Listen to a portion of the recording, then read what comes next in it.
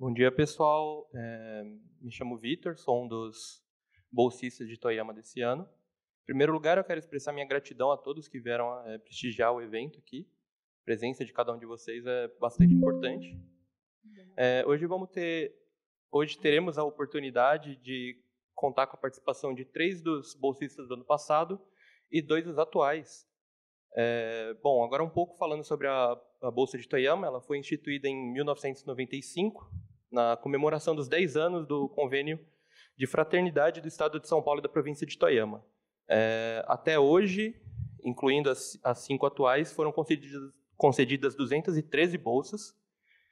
E esses bolsistas eles são selecionados em março e para fazer pesquisas sobre o tema de língua, literatura e cultura japonesa, no período de abril até março do ano seguinte. Além disso, os bolsistas também apoiam o atendimento da Biblioteca Teiji Suzuki, que é a biblioteca da Casa de Cultura Japonesa mesmo, além de colaborar nos eventos da Associação Toyama Kenjin no Brasil, principalmente nos do Festival do Japão. Ano passado foi o ano em que se comemoraram 60 anos dessa entidade e 25 da Bolsa, devido ao adiamento devido à pandemia, né? E os ex-bolsistas vão fazer uma breve apresentação sobre esses eventos. Assim, começamos agora com Bruna Harumi para dar início às apresentações de hoje. Oi, gente, tudo bem? A gente vai falar mais sobre as nossas atividades depois da minha apresentação, tá? Eu vou começar falando sobre o que eu estudei. Então, eu fui bolsista do ano passado, né? E o tema da minha pesquisa foi, né, a identidade dos mestiços Nikkeis. Então, o título: Estudo exploratório sobre a identidade de mestiços Nikkeis residentes no estado de São Paulo, terminologias e critérios de identificação. Primeiro, eu começo fazendo aqui a definição, né, do que é Nikkei e quem é o não Nikkei, né? Nikkei, ele veio do japonês, né, de Nikkei-jin, e ele significa uma pessoa que tem ascendência, né, uma linhagem japonesa, pessoas de origem japonesa, mas que não são nativas, né, do Japão. E elas são usadas para as pessoas, né, que não nasceram no Japão e têm ascendência japonesa. O não Nikkei foi um termo que eu adotei na minha pesquisa para designar as pessoas que não têm nenhuma origem japonesa. Eu também separei aqui o grupo de quem é o Nikkei, quem é o mestiço e o mestiço Nikkei. A existência do mestiço Nikkei está entre esses 2 grupos, porque ao mesmo tempo que ele é mestiço, ele também é Nikkei. Mas ele não é completamente nenhum nem outro, porque ele tem algumas diferenças, né, desde que ele nasce numa família e tudo mais. A etimologia da palavra mestiço, né, veio de mestiços, de nascidos de raças diferentes.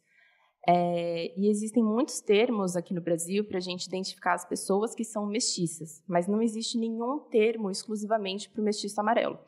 Né? Então, antigamente, as pessoas usavam os termos crioulo, mulato, cafuso. Hoje em dia, depois, eventualmente, eles criaram a categoria, né, do IBGE parda para abarcar as pessoas que eram mestiças, mas não existe um termo para o mestiço amarelo ou os outros mestiços, né? Além das 3 raças, né, que as pessoas falam que deram vida, né, criaram aí o povo brasileiro, que seria, né, o índio, o negro e o branco. E daí o termo mestiço, né, ele não designa exatamente só o mestiço Nikkei, né, porque ele abrange outras pessoas. Só que por conta disso, né, eu acabei usando o mestiço Nikkei para juntar as 2 coisas e deixar bem claro assim no meu trabalho. Falando sobre a história da imigração japonesa, em 1908 tem a chegada dos primeiros imigrantes aqui no Brasil. Em 1941 teve uma suspensão desse fluxo migratório, né? E em 52 o Japão e o Brasil voltam a fazer acordos e novos japoneses vêm para o Brasil, novos imigrantes. Segundo o IBGE, né, da população de 2019, só 1,1% das pessoas do Brasil se declararam como amarelas ou indígenas.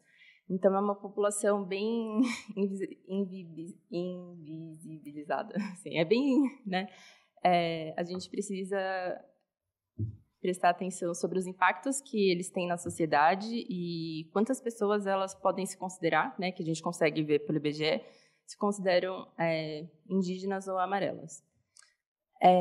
E a última pesquisa que a gente teve sobre a população Nikkei foi em 1988. E segundo essa pesquisa, né, os mestiços eles correspondiam a 27,34% da população total do Brasil.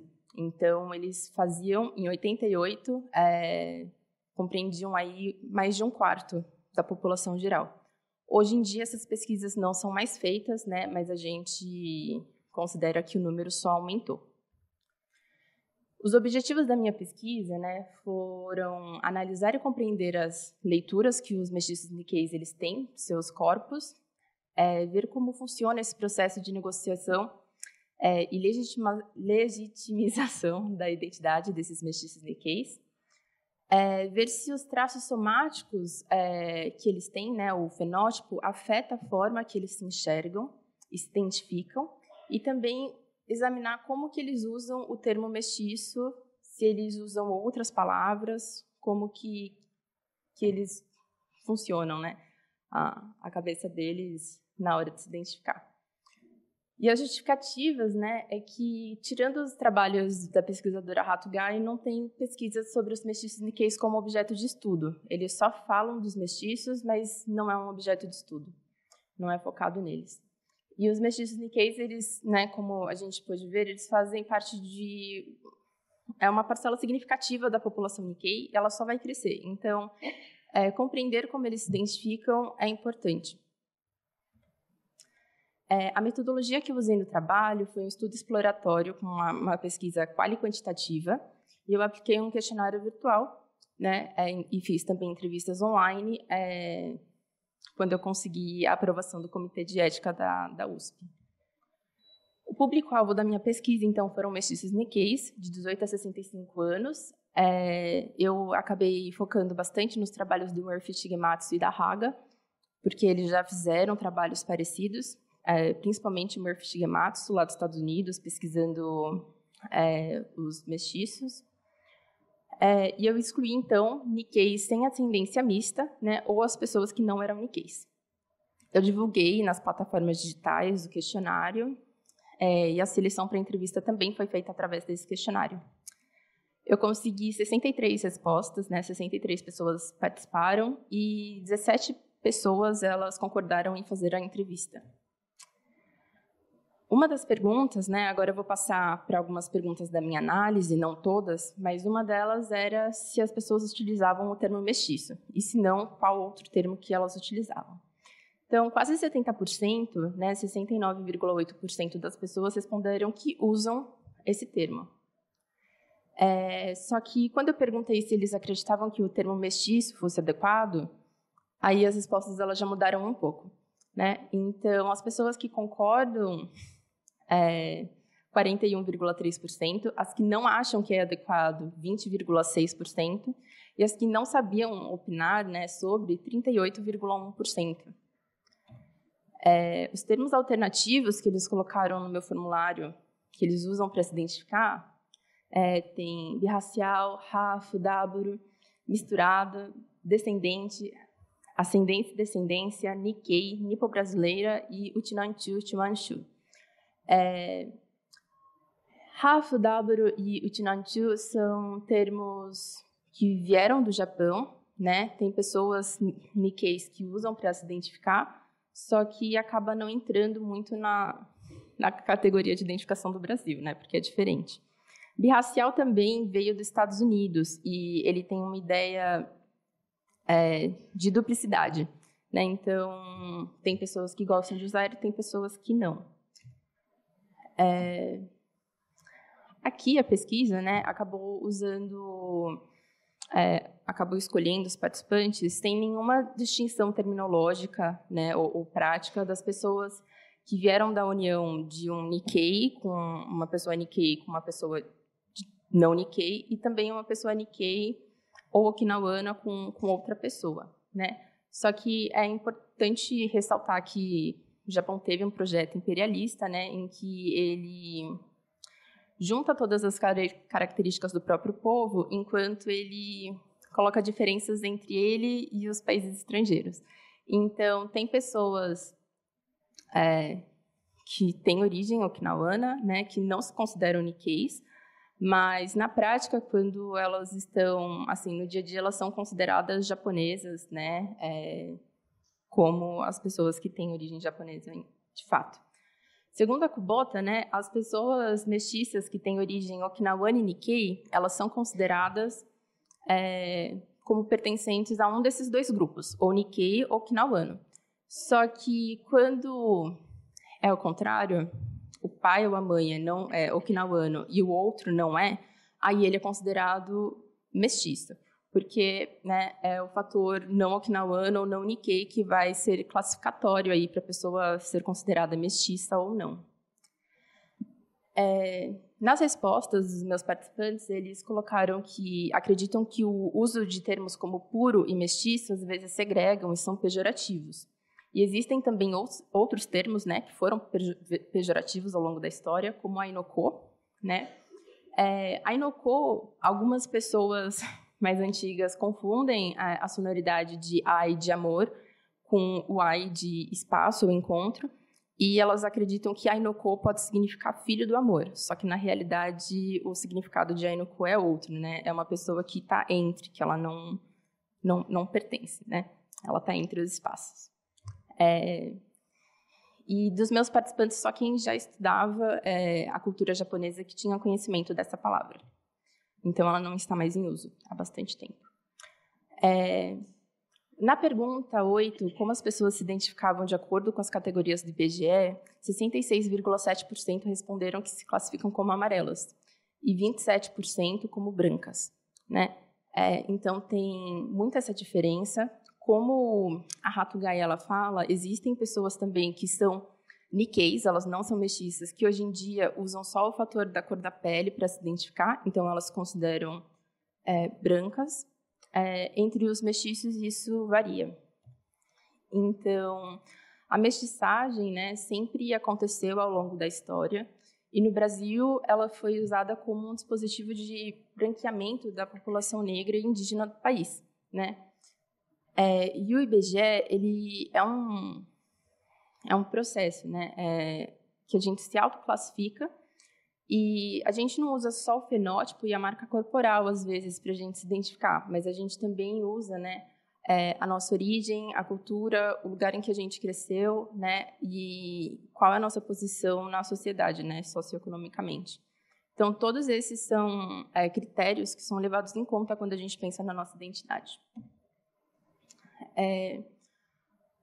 Para as crianças, né, geralmente a gente começa a ter uma noção, elas começam a ter uma noção sobre a sua raça, por assim dizer, né, ou como elas são, mais ou menos aos 4, 5 anos, né, que é quando a gente começa a distinguir as nossas aparências físicas das outras pessoas, né, e a gente começa a perceber valores que são associados à nossa aparência, e à aparência dos outros. Para os meus participantes, né, o que mais foi importante, né, em perceber o fenótipo, coisas que às vezes causavam desconforto, né, foram coisas como o formato dos olhos e do nariz, a quantidade de pelos no corpo e o tipo de cabelo, né, que elas tinham. Foram marcas corporais que eles acharam difícil de aceitar. Alguns ficavam se perguntando por que a mãe ou o pai tinham se casado com uma pessoa que não era brasileira, que não era Nikkei e tudo mais. Então, é o tipo de coisa que é uma aceitação não só física, mas também familiar, às vezes, de entender a história da família e dos pais e tudo mais. Na pergunta 14, né, você já se sentiu desconfortável por ser mestiço? 54% das pessoas responderam que sim e 41,3% responderam que não. Né? É uma parcela menor, respondeu que não sabia. Tem pessoas que perceberam que elas não eram japonesas no ambiente escolar. Então, foi quando, não sei, tinham pessoas que não eram mestiças na sala e daí falaram, você é falsificado, você não é 100% japonês, você é diferente de mim porque eu não sou mestiço. Então, algumas pessoas relataram esse tipo de experiência, né?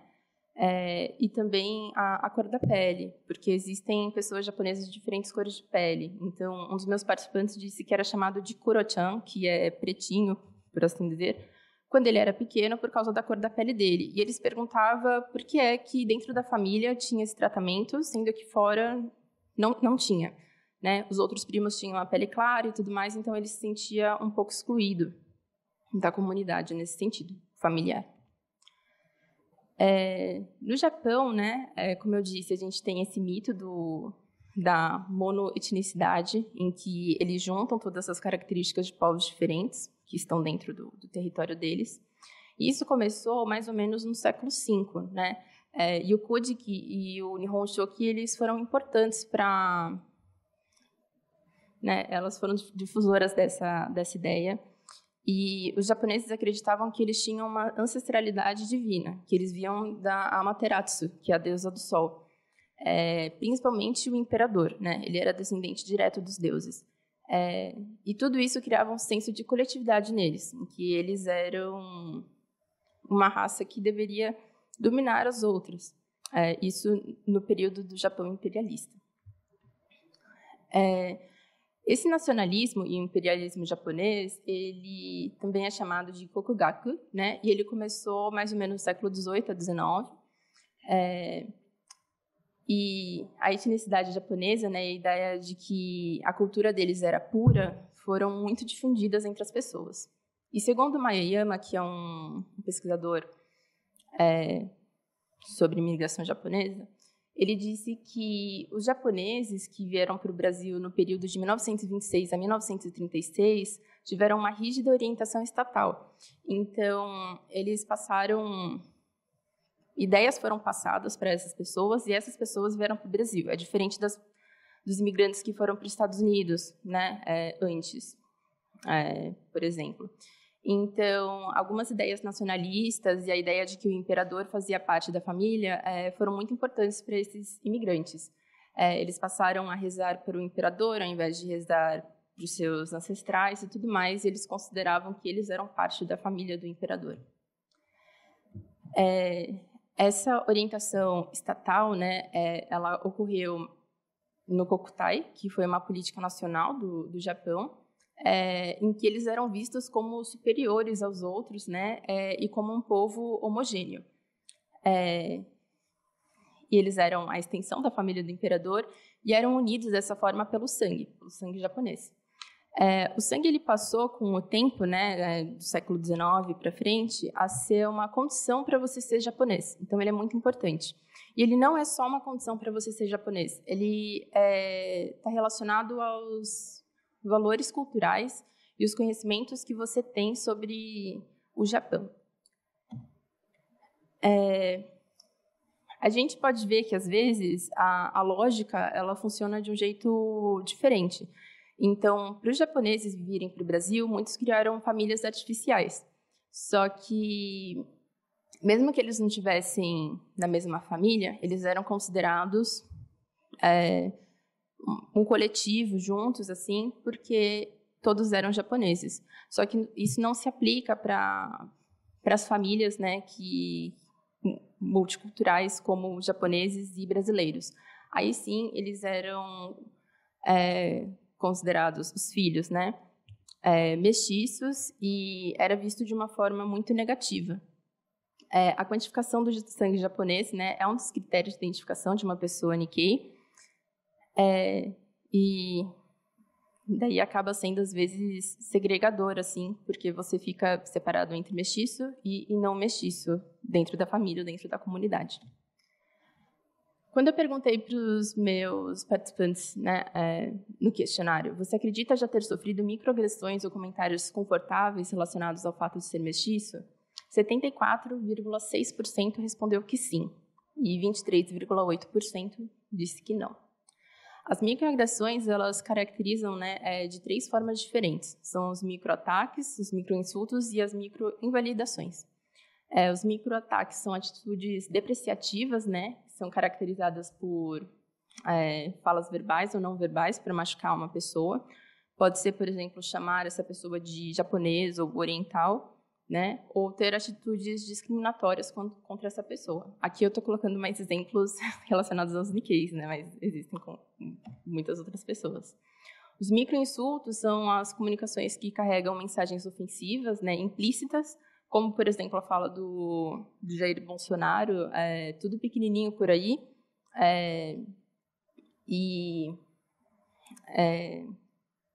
desculpa. Tem as microinvalidações, por fim, que elas são caracterizadas por atitudes que excluem ou anulam o sentimento, né, de uma pessoa que é de cor.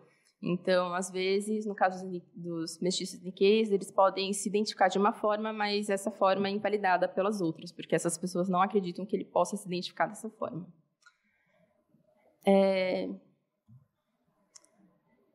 A próxima pergunta, né, resultado que eu vou mostrar, apesar de ser mestiço, você sente que as expectativas que outras pessoas colocam em você são semelhantes às que colocam em Nikkeis não mestiços? Como, por exemplo, uma pessoa dedicada, fria, lógica, boa em matemática, calada. Algumas pessoas falaram que sim, né? Alguns esperam que eles sejam bons em matemática, que eles saibam japonês, mesmo sendo mestiços, e que eles gostem da cultura japonesa. E se eles falam que eles não sabem japonês ou que eles não gostam da cultura japonesa, eles são julgados. Mas como assim? Você não é japonês? Só que, ao mesmo tempo, né, tanto Nikkeis, familiares Nikkeis e pessoas fora da comunidade também consideram assim, se você não sabe alguma coisa, já é esperado, porque você é mestiço. Então, você é mestiço mesmo, então é claro que você não ia saber desse tipo de coisa. Dando a ideia de que o sangue é o que carrega o conhecimento. E você ser mestiço acaba fazendo com que você não carregue o conhecimento da cultura japonesa. E aqui, por fim, né, eu queria falar um pouco sobre como os mestiços, né, logo no início, em 1958, foi o primeiro recenseamento da população Nikkei, ele não era considerado como parte da comunidade. Então, a aceitação do mestiço Nikkei, ela foi um processo longo, né, dentro da comunidade. E até hoje tem famílias que não gostam, ou pessoas que, não sei, há 20, 30 anos atrás contam, né, as histórias desses tempos em que os pais ou os avós não queriam que o filho se casasse com uma pessoa que não fosse Nikkei. E, bom, não é à toa. Em 1958, né, a Comissão dos Festejos do Cinquentenário da Imigração Japonesa colocou no caderno de recenseamento que considera-se elemento de ascendência não japonesa aquele cujos pais ou um deles não é japonês ou descendente de japonês.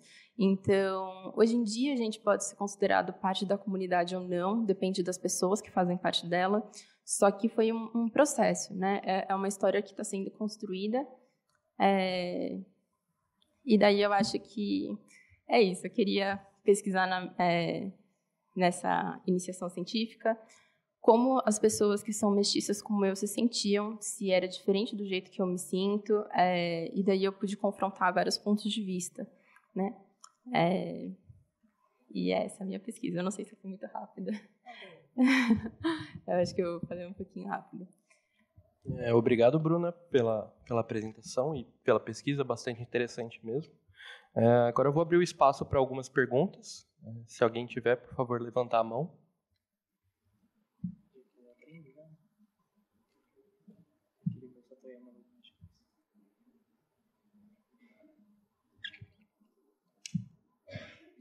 Acho que a gente pode dar continuidade, então, né? Ok. Agora vamos falar um pouco sobre as atividades de 2022 de Toyama? Certinho. Então vocês vão me escutar de novo falando. Eu vou falar de duas atividades que a gente faz como bolsista, e o Lucas ele vai falar de outras atividades que a gente acabou fazendo no ano passado, mas que nem sempre ocorrem. Atividades na biblioteca Teiichi Suzuki. Basicamente, né, as principais coisas que a gente faz, como não sei, Uma espécie de bibliotecário.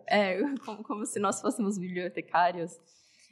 Atendimento aos usuários, né? Então, a gente fica lá na biblioteca e enquanto a gente está fazendo as nossas atividades, às vezes vêm pessoas e a gente atende, ou ligam no telefone, ou mandam um e-mail, a gente responde esses e-mails. A gente tem que fazer também o cadastro de novos exemplares no sistema da biblioteca. Então, a biblioteca tem muitos exemplares para serem cadastrados e a gente passa a maior parte do nosso tempo lá fazendo esses cadastros, né? A gente faz a organização dos livros devolvidos na estante e a gente precisa ter uma disponibilidade de 4 horas por semana, mais ou menos, para a gente fazer essas atividades, né, de auxílio na biblioteca, que às vezes podem ser divididos, se você não tem 4 horas em um dia inteiro, né, então você divide em 2 dias, por exemplo, de 2 horas, e é mais ou menos isso. Também quando as pessoas mandam um e-mail pedindo para reservar livro e tudo mais, a gente separa, né? Mas é basicamente isso que a gente faz lá na biblioteca. Tem mais alguma coisa? O Festival do Japão, que todo ano o Kenjinkai espera que a gente colabore, né, e ajude. Ele é um festival realizado pelo Kenren, pelo Ministério da Cultura e Secretaria de Economia Criativa de São Paulo, né? E acontece em julho todo ano. São 3 dias, geralmente, sexta, sábado e domingo. E nesse festival, cada província, né, cada associação da província, monta uma barraquinha e nessa barraquinha são vendidos produtos típicos da província. E a gente pode ajudar no preparo desses alimentos, no atendimento das pessoas, né, que vão comprar os pedidos, entregando os pedidos. A gente basicamente faz isso por quantas horas? Umas 4 horas ou menos. São separados em turnos, e daí você escolhe o dia que você pode ajudar. Se você não ajudar também, se você não puder, né, eles entendem. Mas se você puder ajudar para eles, é muito bom, né, porque ajuda todo mundo a descansar. E daí é isso. Acho que eu sentei. Já vou apresentar depois, né? Aqui, esse aqui é seu, né?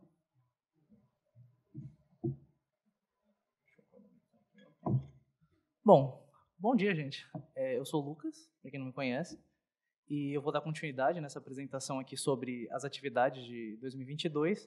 E como a Bruna já citou, essas atividades, essas próximas 2, elas são um pouco não usuais na vida de um bolsista de Toyama, né? E a primeira delas é a comemoração de 60 anos da Associação Toyama Kenjinkai do Brasil. Ele foi um evento que foi destinado, obviamente, né, para a comemoração dos 60 anos do Kenjinkai, mas também tiveram várias datas ali de comemoração que bateram, sendo uma delas os 35 anos desse convênio de fraternidade que tem entre a província de Toyama e São Paulo, né? E também, acho que foram uns 25 anos da Bolsa Toyama, né? Nessa ocasião, veio uma comitiva de Toyama, com alguns políticos, sendo uma desses políticos a vice-governadora da província, né?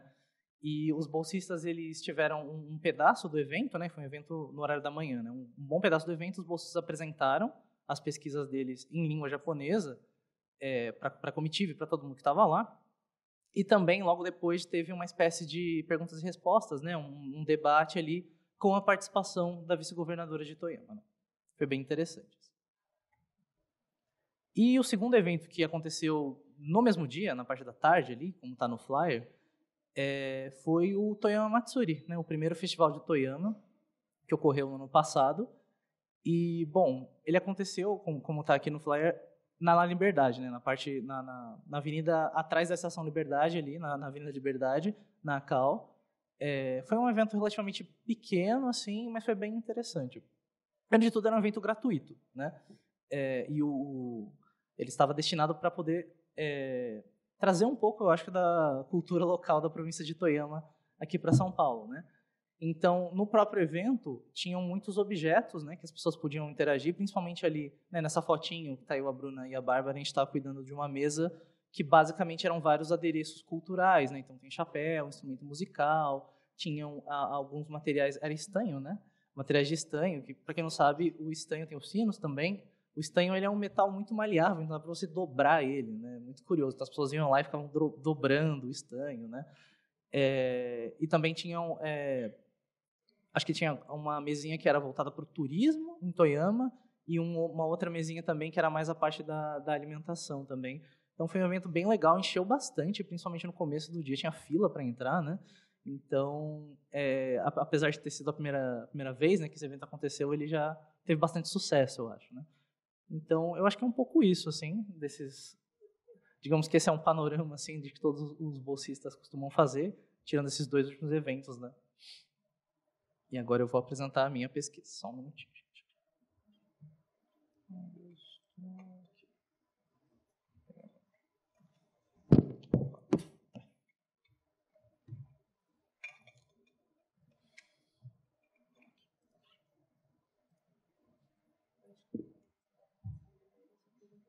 Tudo bem. Bom, agora para falar um pouco sobre a minha pesquisa, ela é intitulada O Caminho para uma Distopia em Koe no Ami, de Shinichi Hoshi. Ela foi orientada pela Juko Seisei, que está ali na plateia. E eu vou... Né, esse aqui é um pouco o índice da minha apresentação e eu já vou andar um pouquinho porque tem muita coisa para falar. Bom, acho que a primeira coisa que eu preciso falar é justamente sobre quem é essa pessoa, né? Quem é esse autor, o Hoshi Shinichi. Ele é um autor que nasceu em Tóquio, né? Ele nasceu em 26 e ele foi criado a maior parte da vida dele em Tóquio, acho que viveu a maior parte dele em Tóquio também. Ele foi criado principalmente pelos avós dele, né? Eu acho que o pai dele era muito ocupado porque a família tinha uma empresa farmacêutica. E justamente dando um pouco um salto temporal, né, para as informações importantes da biografia dele, depois que ele se formou da universidade, pouco tempo depois, o pai dele faleceu e ele teve que assumir a empresa da família, né? E acontece que eu acho que ele não tinha muita proficiência nessa parte de gestão empresarial e a empresa acabou falindo, né?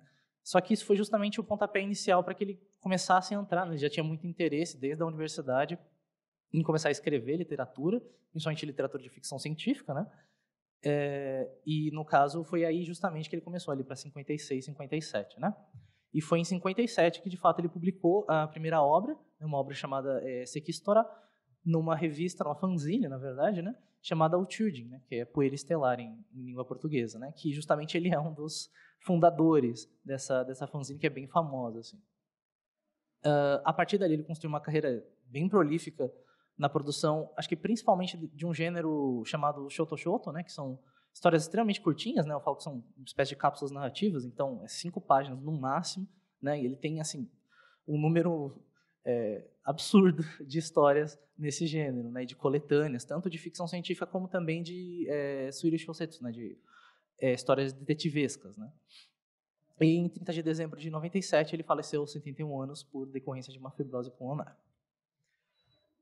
Sobre a obra que eu estou estudando, né, que eu estudei, na verdade, que é Koe no Ami, ela foi publicada, a princípio, de maneira serial, numa revista chamada Rikuto, de 1969 até final de 69, começo de 70. Ali.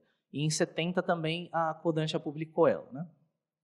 Ela é classificada, né, eu já vi essas 2 classificações, como um Tanpen Nensaku, eu vou falar um pouco mais sobre isso mais para frente, e também pode ser vista como um Chouren Shousetsu.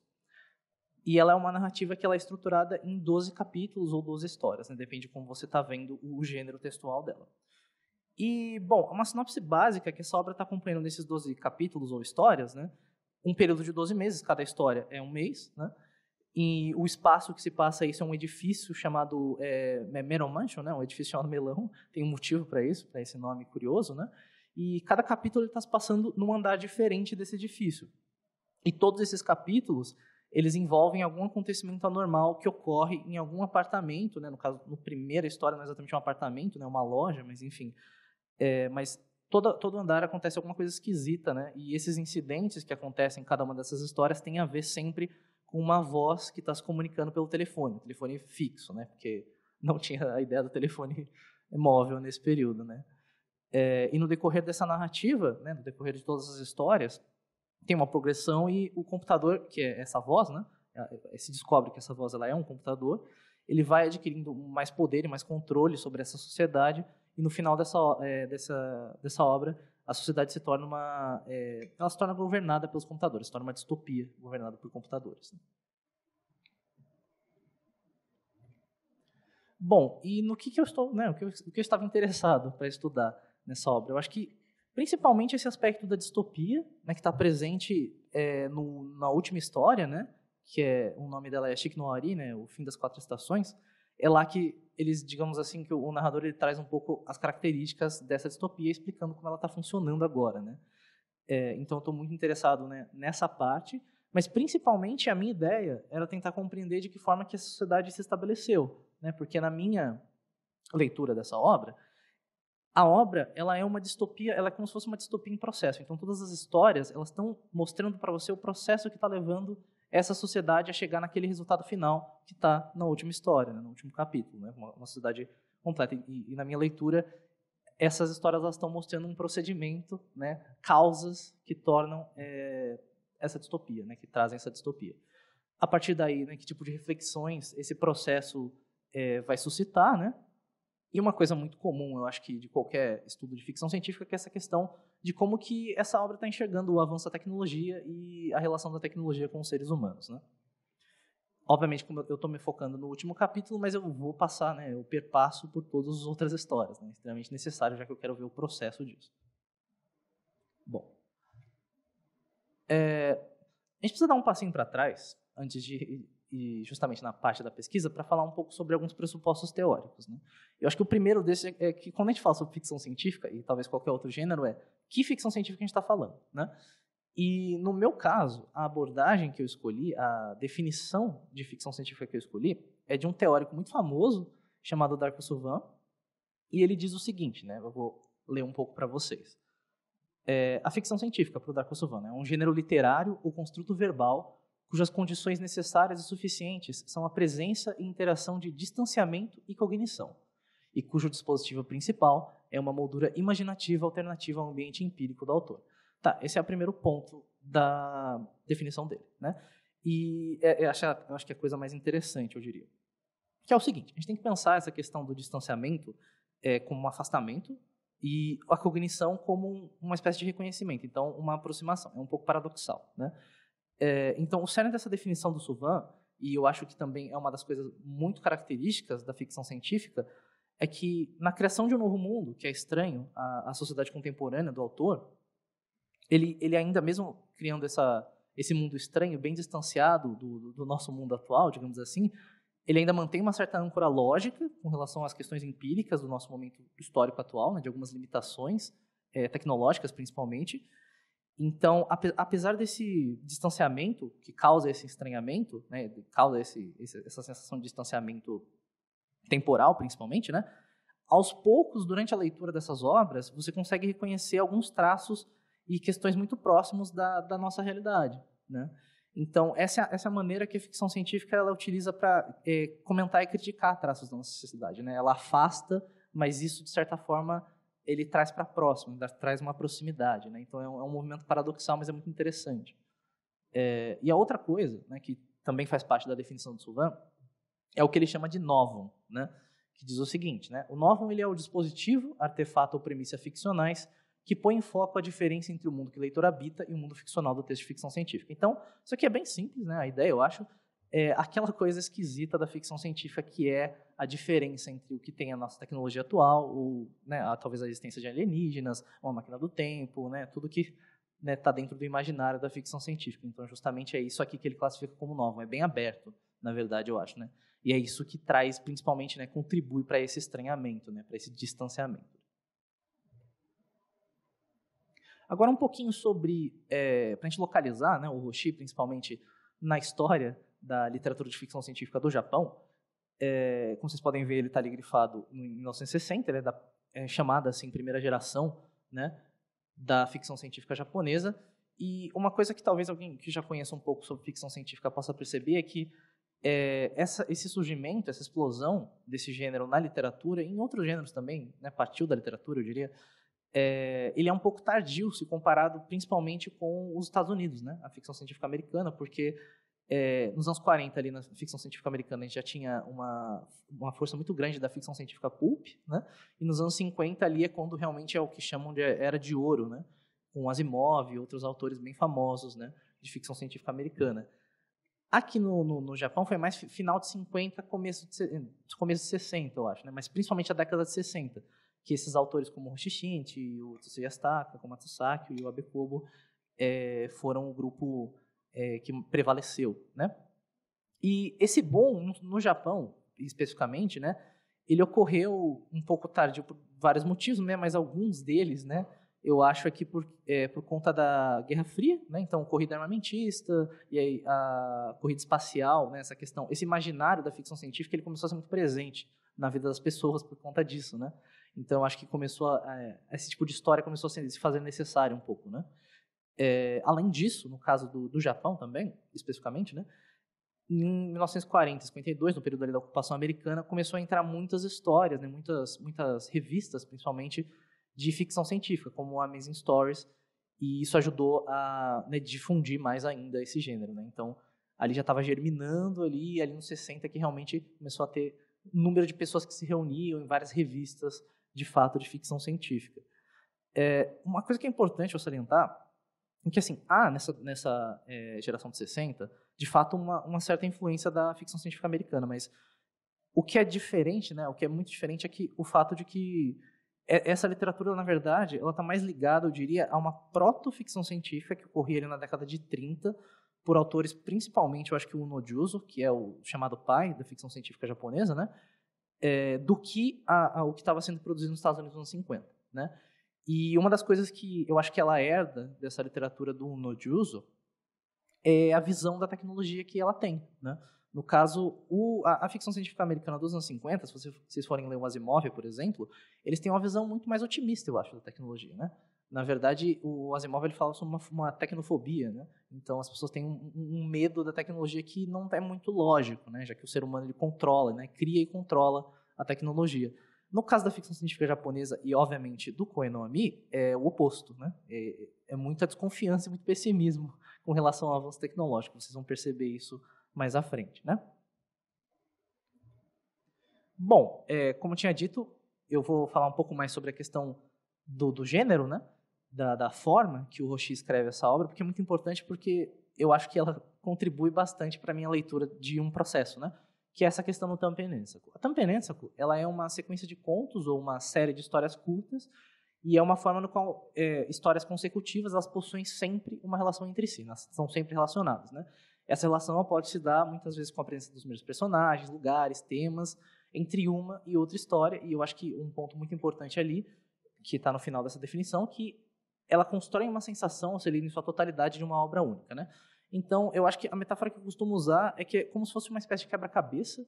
Então, vamos dizer que cada uma dessas histórias, que essas são as histórias, né, as 12 histórias do livro, é como se elas fossem parte, né, vamos dizer assim, que a primeira história é um olho, a outra é um outro olho, etc. Então, elas são partes que elas funcionam razoavelmente bem individualmente. Mas quando você vê o panorama delas em ordem, montadas, você tem é como se fosse uma obra única, né? Como se ela tivesse uma unidade só, né? Uma unidade temática e formal, né? Então, é um pouco esse o uso que o Hoshi está fazendo do Tanpen Rensaku nessa obra, né? Principalmente, eu acho. Bom, como eu estava falando, eu estava muito interessado na questão do processo, né? Do caminho para a distopia.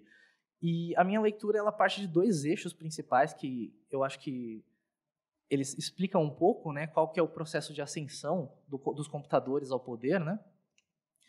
E eu acho que o primeiro deles, eu nomeei como tensão entre o público e o privado, talvez seja o mais complicado de entender, mas enfim.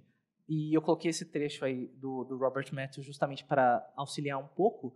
O que ele está falando nesse trecho, basicamente, para não ficar lendo ele, é justamente sobre a situação do Japão no pós-guerra, né? Então, o Japão no pós-guerra, ele estava, enfim, tentando se reerguer, né, de tudo que aconteceu no período ali de 45, né, antes de 45 da guerra, e uma das coisas que acontece, né, nesse período de ressurreição japonesa, digamos assim, é que ocorre um reforço maior de alguns valores tradicionais, né, japoneses. Então, o que acontece, de certa forma, é que essa questão confucionista, né, ou coletivista, você pode nomear, ele nomeia aí, né, ele fala que isso é típico de uma sociedade do tipo confucionista, né, mas é uma sociedade coletivista, que ele está querendo dizer também.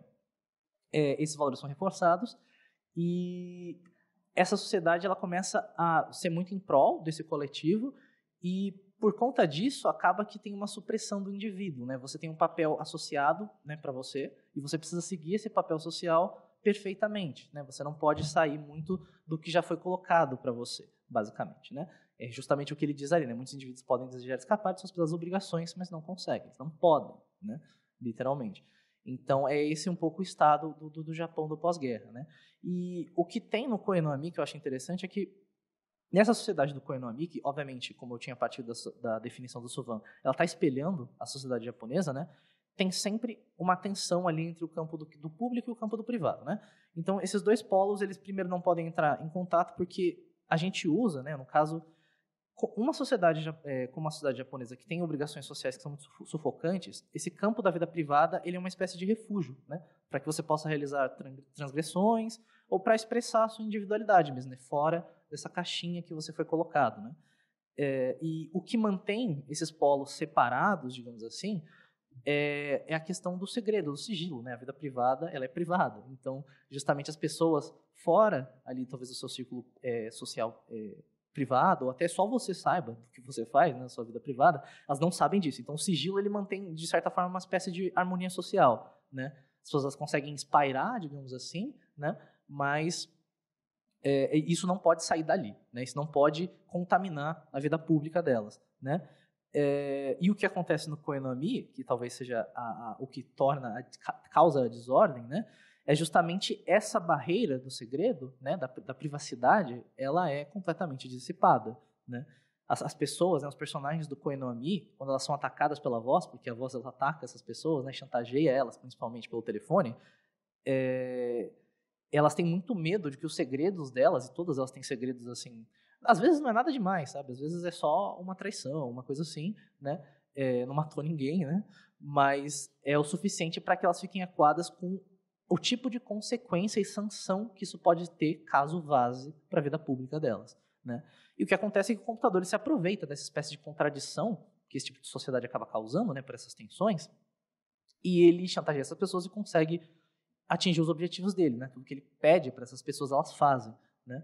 E é nesse, né, de pouquinho em pouquinho que ele vai adquirindo mais poder, e é um pouco assustador até o processo, porque ele começa como só uma voz no telefone, e no final ele está integrado a toda a tecnologia do mundo, e ele está controlando as pessoas com hipnose. Então, assim, realmente é uma gradação um pouco assustadora, né?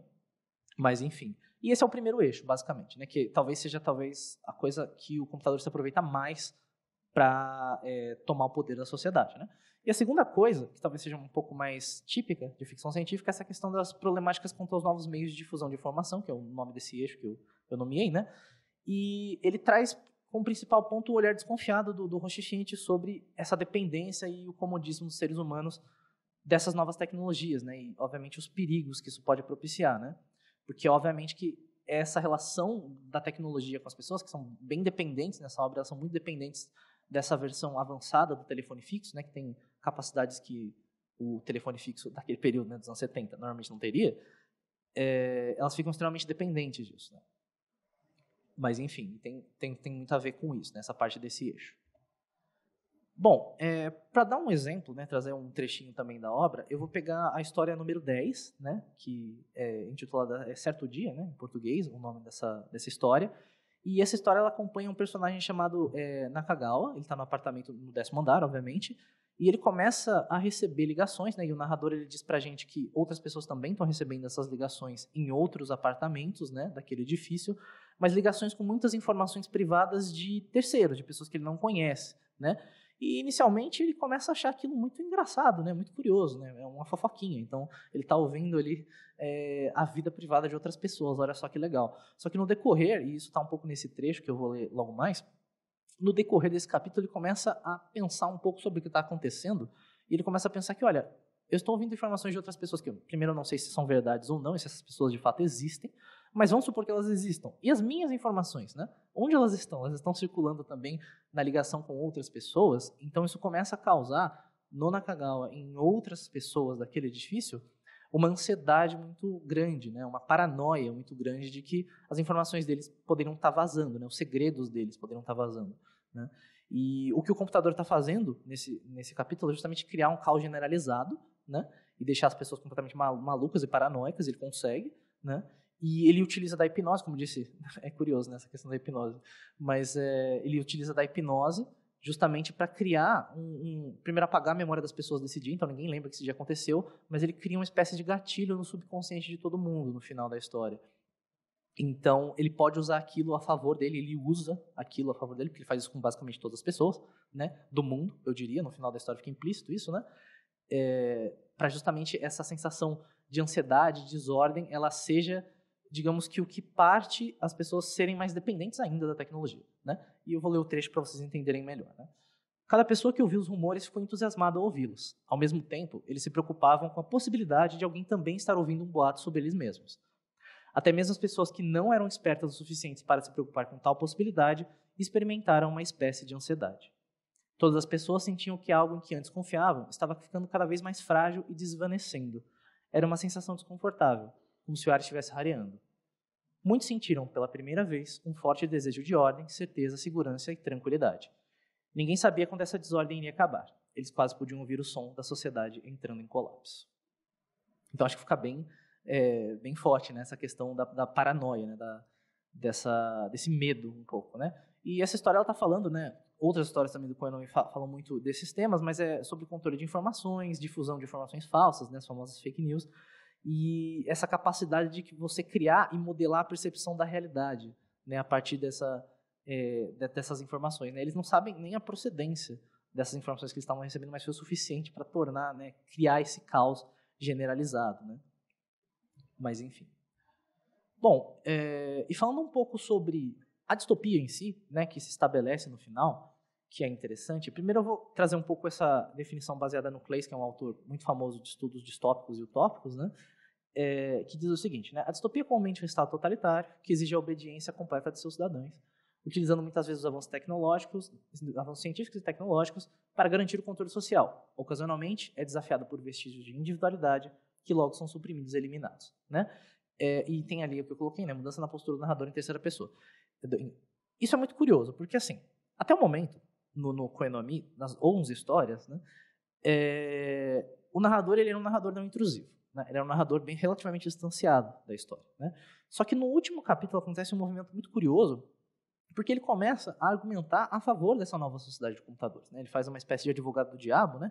E ele começa a dizer, olha, isso não é tão ruim assim, na verdade, né, a argumentação dele parte principalmente de uma ideia que é muito curiosa, eu vou parafrasear, né? É um suposto desejo do coração humano por estabilidade e pela existência de uma força superior que tudo ordena, né? Quase que o ser humano tivesse dentro de si um desejo pela existência de Deus, assim, né?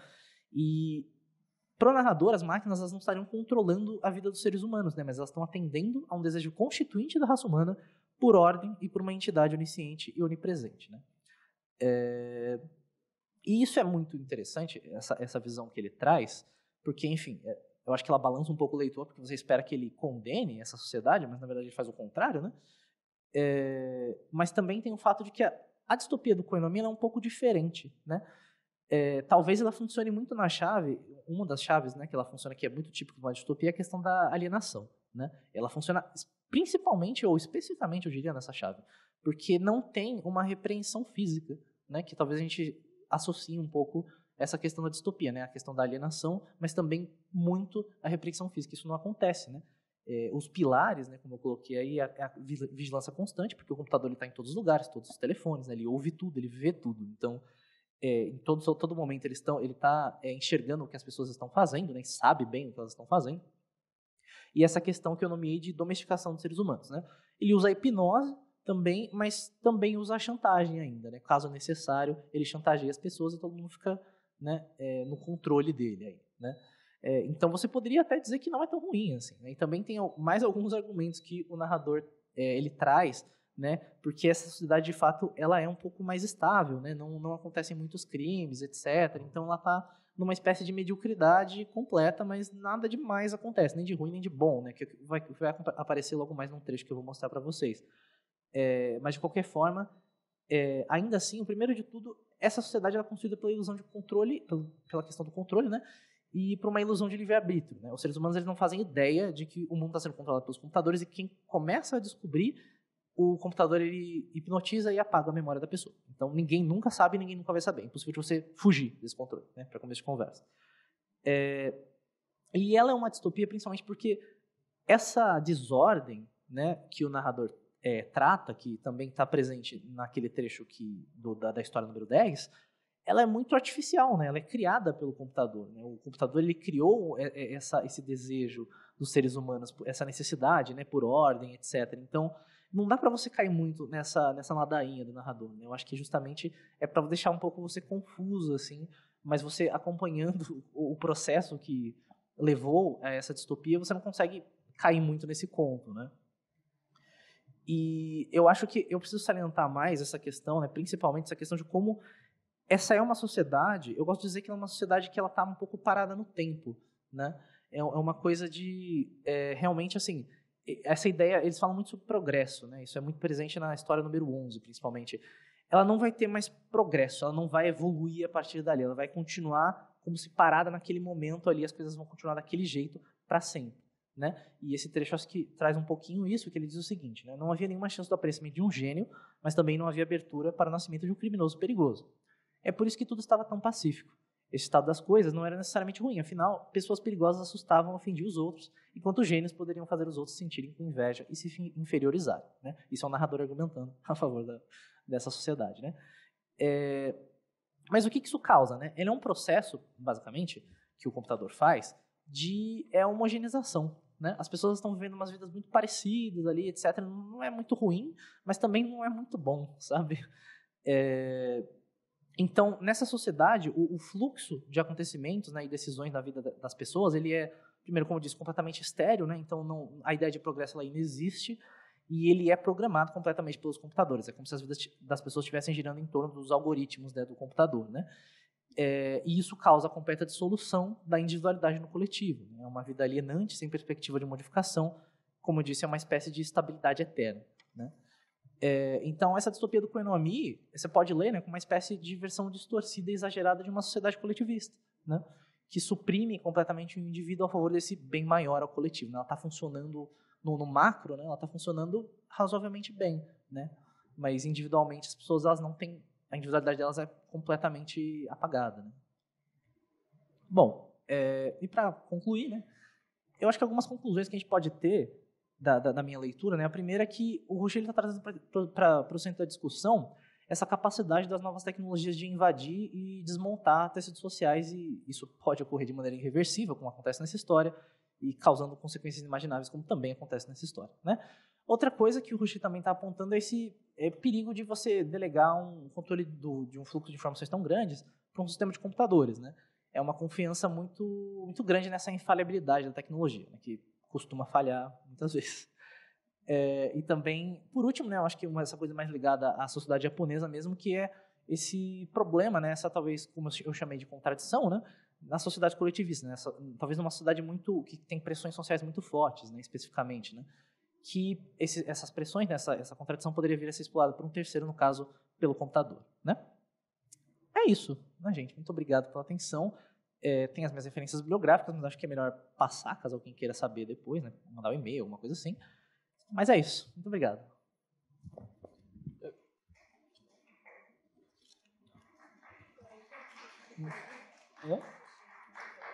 Sim. Todo mundo já está acabando. Obrigado, Lucas. Vamos abrir o espaço para perguntas agora. Se alguém tiver alguma, por favor, levantar a mão.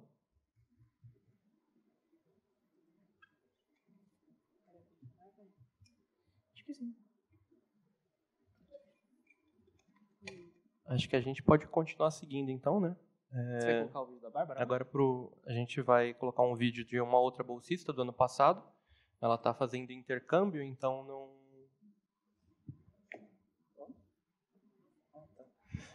Está fazendo intercâmbio, então ela não pôde estar aqui, mas ela gravou esse vídeo pra gente. É um vídeo curto, então... Pode botar? Obrigado. Oi, pessoal. Meu nome é Bárbara. Só aumentar o volume. Pior que eu acho que aqui tá alto, hein? Tá, deixa eu ver uma coisa aqui. O mixer, talvez? Aham. Agora talvez esteja um pouco. Agora, eu estou no 4º ano do curso de japonês da USP e ano passado eu fui uma das receptoras da Bolsa de Iniciação Científica da província de Toyama. Desde que eu entrei na Letras, eu já tinha intenção de cursar habilitação em japonês e eu já tinha interesse tanto na área de pesquisa acadêmica quanto na área de literatura. Então, assim, eu quis me inscrever para a bolsa porque eu achei que ela ia ser uma oportunidade muito boa para que eu pudesse desenvolver tanto os meus interesses pessoais, quanto para que eu pudesse aprender um pouco sobre o processo de pesquisa acadêmica, né? Durante a bolsa, eu pesquisei sobre o livro Peitos e Ovos, da Miyako Kawakami, sob a orientação da professora Neide Nagai. E, além disso, também quero acrescentar que esse ano eu fui aceita no programa de Língua e Cultura Japonesa através do MEXT, né? E que eu acho que a Bolsa de Toyama foi uma parte muito importante, tanto para o meu processo de aplicação, quanto para a minha entrevista, para que eles fossem bem-sucedidos, né? E atualmente eu estou estudando na Universidade Ochanomizu em Tóquio, e para a finalização do intercâmbio a gente também tem que fazer uma pesquisa. Dessa vez eu vou analisar algumas obras da Sayaka Murata, mas o que eu acho importante ressaltar aqui é que a Bolsa de Toyama foi uma grande ajuda para que eu aprendesse a direcionar os meus interesses e para eu conseguir montar o meu plano de estudos que eu submeti na minha aplicação para o MEXT, né? Além de que também, através da Bolsa de Toyama, eu consegui ter bastante contato com os textos acadêmicos e literários em japonês, o que também me ajudou muito, porque agora, aqui no Japão, eu me sinto mais preparada, né? Eu sinto que eu consegui obter uma boa base de conhecimento. E é isso. Então, eu queria desejar boa sorte para todo mundo que pretende se candidatar tanto para a Bolsa de Toyama quanto para o intercâmbio do MEXT. Eu tenho certeza que qualquer uma das oportunidades vai ser muito proveitosa. E, por fim, eu também queria agradecer a todo mundo da província de Toyama pela oportunidade e pelos eventos que a gente pôde participar ano passado. É isso. Obrigada. Agora não tem muito como abrir espaço para perguntas, né? Mas vou passar agora vamos começar com os bolsistas desse ano. Primeiro agora o Gabriel, falar um pouco das experiências da pesquisa dele durante esse ano.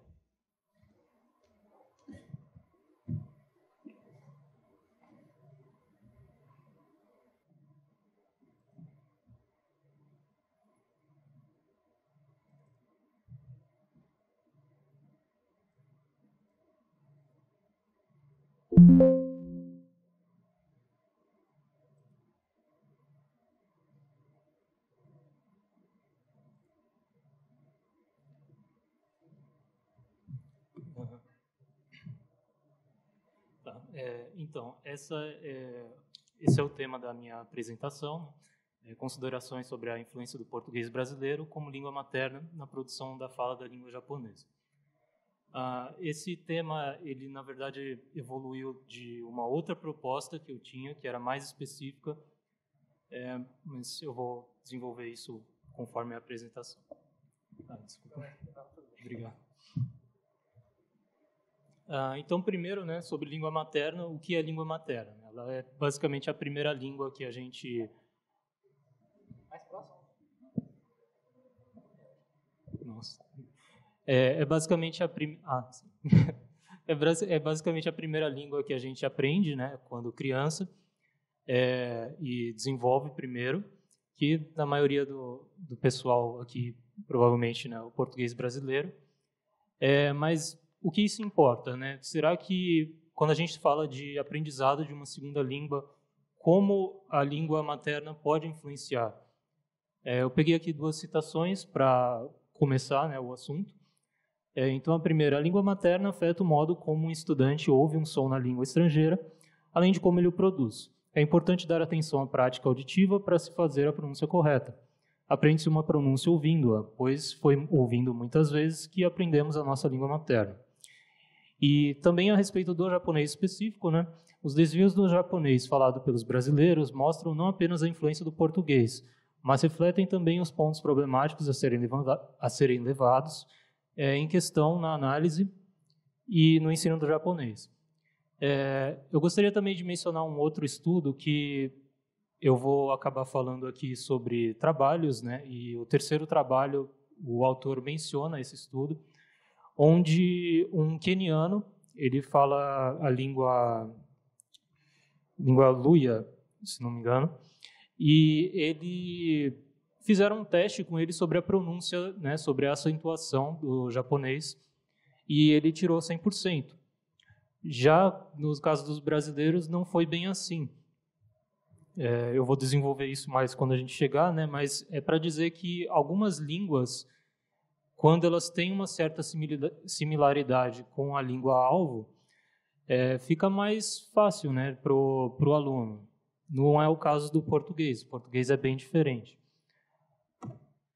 Então, como objetivo dessa pesquisa, né, eu primeiro queria realizar um levantamento de trabalhos que tratem a respeito dessa dinâmica entre o português brasileiro e o japonês, o português como língua materna, né, e o japonês como língua-alvo. Identificar quais os pontos de maior divergência na pronúncia de um brasileiro e também verificar as hipóteses para a amenização dessa interferência. Claro que esse é um assunto que não tem... Claro, existem muitos trabalhos, mas eu achei vantajoso também buscar trabalhos que talvez não falem especificamente do português como língua materna. Por exemplo, tem um trabalho que fala do contrário, né, do japonês como língua materna e o português como língua alvo, né, ou língua estrangeira, simplesmente. Mas, basicamente, seriam esses objetivos.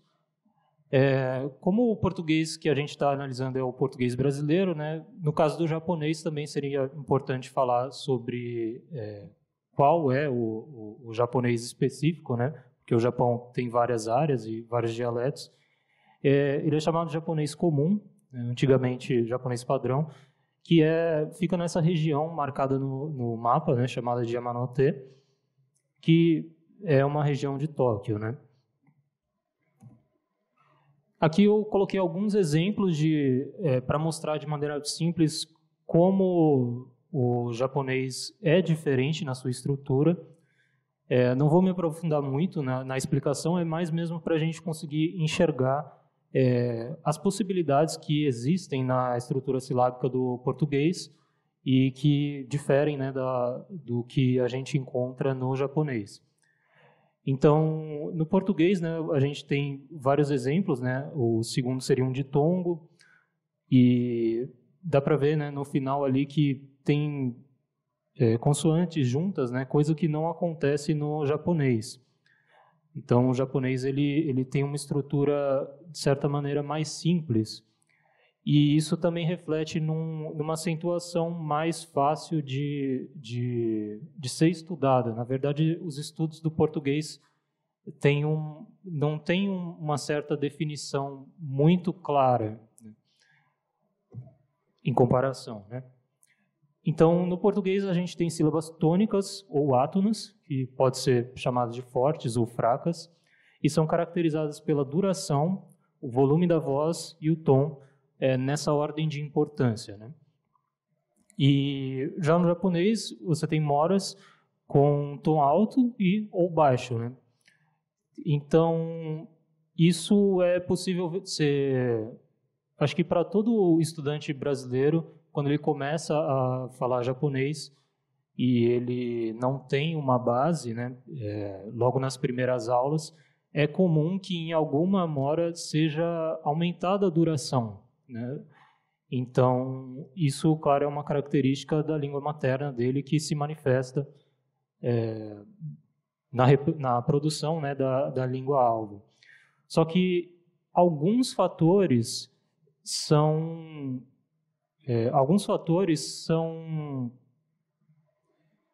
ao longo do tempo amenizados, né? Alguns outros não. E aí isso é outro tipo de assunto que eu gostaria de estudar, né? E que eu acabei verificando nos trabalhos, né? Que alguns brasileiros existem alguns fatores que simplesmente ao longo do tempo acabam não tendo essa marca muito da língua materna, né? Mas existem outros que simplesmente passam o tempo e e não muda. Aqui só alguns exemplos, né, também do sistema de acentuação das duas línguas. Então, no português brasileiro, nós temos um acento sempre nas últimas 3 sílabas, em uma das últimas sílabas, né?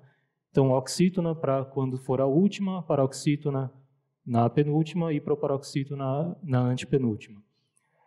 No caso do japonês, existem 4 padrões básicos.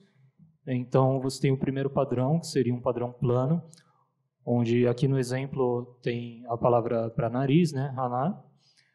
E quando você adiciona uma partícula, né, como o ga aqui, o acento continua, o tom, né, continua como alto, não há uma queda, por isso plano. Já no segundo exemplo, onde tem flor, né, hana, o acento ele apresenta uma queda no final.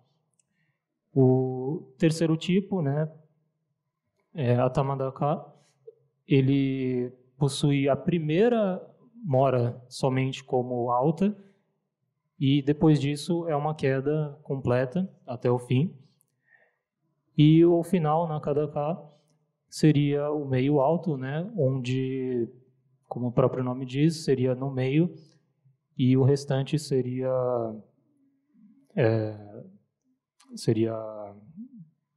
low, baixo, perdão.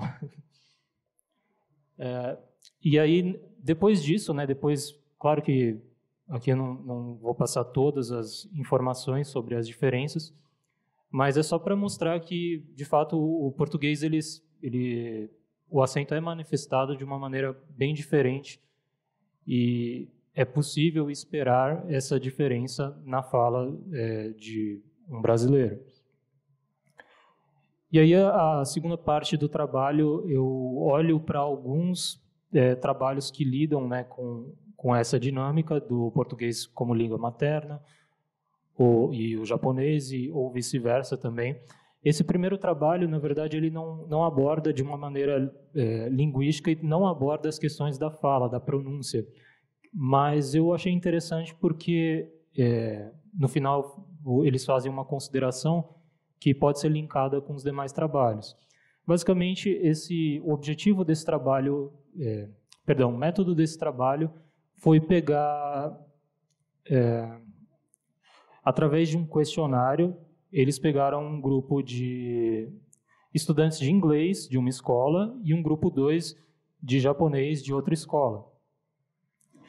E colocaram, através do questionário, eles precisavam escolher a tradução da língua, né, através de múltipla escolha. E eles conseguiram identificar que os alunos da língua inglesa percebiam o idioma como mais próximo do português do que os alunos de língua japonesa. E ficou evidente que o primeiro grupo se apoiava na língua materna para responder às questões apresentadas. Já os do segundo grupo pareciam rejeitar a ideia de se debruçarem sobre a língua materna, a estruturar sintaticamente a língua-alvo, né? Então, no caso do grupo de japonês, como o japonês era mais distante, o aluno ele se sentia menos confortável com a sua língua materna para poder produzir. Parecia ter uma menor dependência. O segundo trabalho ele é uma dissertação de mestrado, onde aborda é uma pesquisa sobre japoneses que vieram para o Brasil com uma idade... vieram cedo, né, próximo dos 10 anos, e eles... essa pesquisadora fez uma análise sobre a pronúncia, ela buscou saber quais as marcas que o japonês tem na pronúncia do português. E existem 3 pontos, né, que eu gostaria de trazer. Alguns não são especificamente sobre acentuação, mas são fatores relevantes também. Então, o primeiro ponto é o fator espacial, né, um fator extralinguístico. E eu coloquei essa citação aqui, que ela não faz no trabalho, mas que tem a ver, né, com o resultado que ela encontra, que é o fato de que o aproximamento espacial não é um causador de aprendizado. Ele pode ser um provedor de ímpeto ou de campo para o aprendizado, mas não necessariamente significa que você, estando no lugar, né, no país da língua-alvo, você vai realmente reproduzir igualmente a um nativo. Isso é interessante porque a gente que é estudante, né, nós temos aula, e a gente sabe que o japonês reproduzido na aula não é igual à língua real, né? Mas não necessariamente também significa que você indo até o país, isso vai realmente fazer com que você fale igualmente ao nativo. Aqui no aspecto suprassegmental, que é basicamente relacionado à acentuação, à entonação, nenhum fator extralinguístico, ou seja, idade, ambiente, esses fatores que não dizem respeito à língua, né? Nenhum deles se mostra influente o suficiente para resultar em uma menor interferência do japonês. Aqui, no caso, né, os japoneses falando português. Mas considerou-se que um trabalho que existe, aqui um trabalho, no caso, uma profissão, né, que existe mais interação com nativos, poderia influenciar mais o falante a ter uma pronúncia mais próxima de um nativo. Ela faz um comentário sobre a pressão social, ou seja, se você é dono de um comércio ou algo parecido e você precisa interagir com o nativo, você acaba sofrendo uma pressão social que pode resultar num maior tanto interesse do falante, quanto também um resultado prático, né? Ela considera isso. O terceiro ponto também é quanto aos fatores extralinguísticos. Ela afirma que os informantes que chegaram ao Brasil com menos de 10 anos de idade tiveram uma realização de segmentos mais próxima aos nativos. Quando a gente fala de segmentos, basicamente seria, num exemplo prático, né? Você tem, no caso do japonês, você pode falar hi, né? Usando a parte glotal aqui, né? Da fricativa glotal, hi, ou você pode falar hi, né? Usando o palatal. Isso é um exemplo de segmento. Ou outros segmentos também, como... Bom, basicamente são questões que não são relacionadas aos fatores suprassegmentais que foram mencionados antes. Então, é possível identificar que um dos exemplos, né, que ela coloca também é que a postura articulatória do japonês é mais anterior que o nativo brasileiro. Então, outro exemplo disso, né, acontece, por exemplo, no som de sa, sa. A gente tem um som mais para fora, o japonês tem um som mais para dentro, sa, sa. É um ponto de articulação para dentro, né? E isso foi verificado em vários pontos. Só que aí é que está. É verificável, não é tão difícil identificar e não causa necessariamente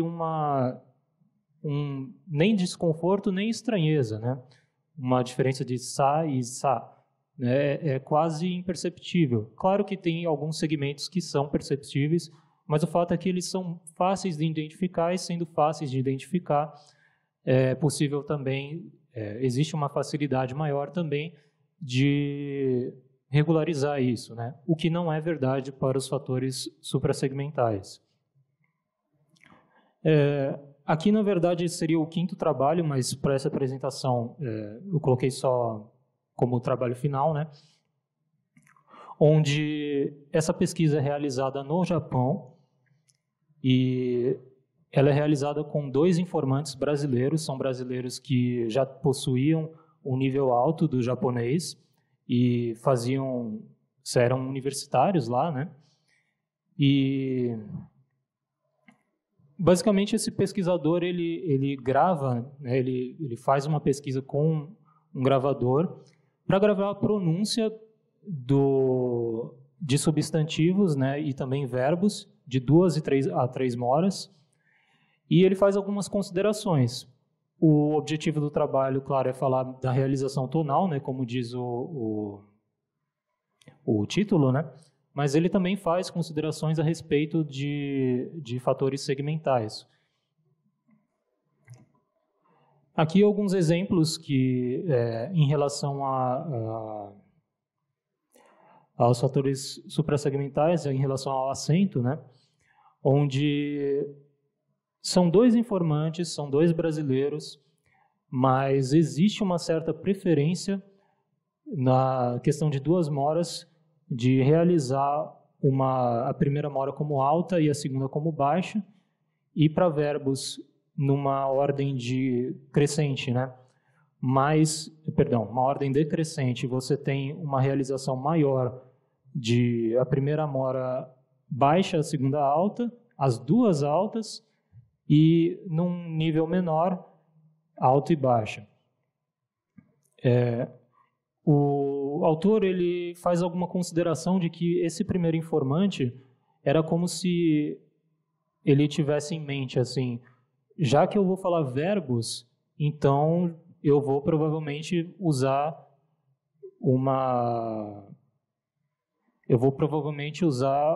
esse padrão de baixo alto. Só que não necessariamente isso é uma interferência do português. Na verdade, o que mais ficou... na verdade, a pesquisa não deixa claro, e isso é um fator de que se repete nas pesquisas, não fica claro exatamente nessas questões suprassegmentais qual é a interferência, ou da onde sai isso, né, dessas preferências, dessas tendências que os informantes têm. Mas basicamente é como se o informante não tivesse essa tendência na mente dele de que os verbos tinham que ser alto e baixo e que os substantivos tinham que ser assim. Para substantivos de 3 moras, ele tem uma preferência como o meio alto somente, né? Já informante 2, no caso de 2 moras, é uma aleatoriedade. Então, não foi possível identificar nenhum tipo de fator do português na produção. Ou seja, é como se o informante, na verdade, ele não tivesse uma interferência necessariamente do português. Ele simplesmente criasse uma nova regra, né? E ali nos de 3 moras, no caso do informante 1, né, só para verbos, e a informante 2 para verbos e substantivos. Aqui, para concluir, né, dá para fazer algumas considerações que eu já mencionei, né, sobre a questão dos fatores suprassegmentais, que eles são difíceis de serem identificados, e sendo difíceis de serem identificados, eu vou ler aqui essa consideração para fazer essa frase final. Ela escreve, né? Ora, sabemos que as línguas possuem sistemas fonológicos cujas estruturas diferem de uma língua para outra. Assim, no caso que nos concerne, um falante da língua portuguesa que deseja falar corretamente o japonês terá que se exercitar para bem realizar não só os fonemas segmentais dessa língua, como também os suprassegmentais. Terá que habituar-se a utilizar o acento musical do japonês, a duração, a mora, como traços constitutivos das palavras, e entoação como elemento constitutivo da frase. Basicamente, o que dá para entender é que o brasileiro ele não consegue, ele não tem, de maneira clara, uma influência do português brasileiro. Isso não é fácil de se identificar. As regras não parecem existir e parece ser tudo muito aleatório. Mediante a isso, parece ser vantajoso que um aluno ele simplesmente aprenda as regras da língua-alvo. Ele não fique sozinho, né, tendo que criar na mente dele as regras dessa nova língua, mas que ele aprenda primeiro as regras para ficar mais claro a pronúncia dele. Claro que isso também é uma questão pessoal, né? Cada pessoa vai ter a sua preferência, algumas pessoas não vão se importar com isso e não há problema, mas caso a pessoa se importe, convém que ela aprenda a acentuação, né, os fatores suprassegmentais e também segmentais da língua-alvo para ter uma pronúncia mais próxima de um nativo. E é isso.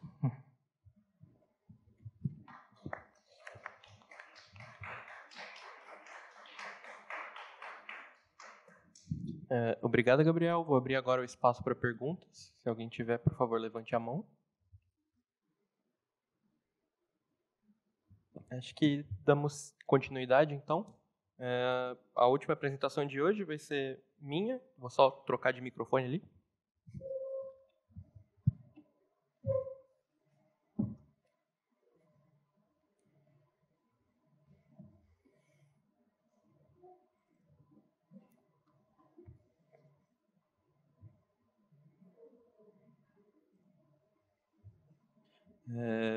Bom dia, pessoal. De novo, meu nome é Vitor. Eu vou fazer esse estudo aqui do conceito de Aquarigo, que eu chamo de linguagem de papel. Não é um termo muito aceito a tradução, né, no português, mas, em essência, o Yakuari é literalmente papel, numa questão de papel social, talvez, ou de função, e o Go de linguagem, né? E eu vou aplicar isso no jogo Genshin Impact.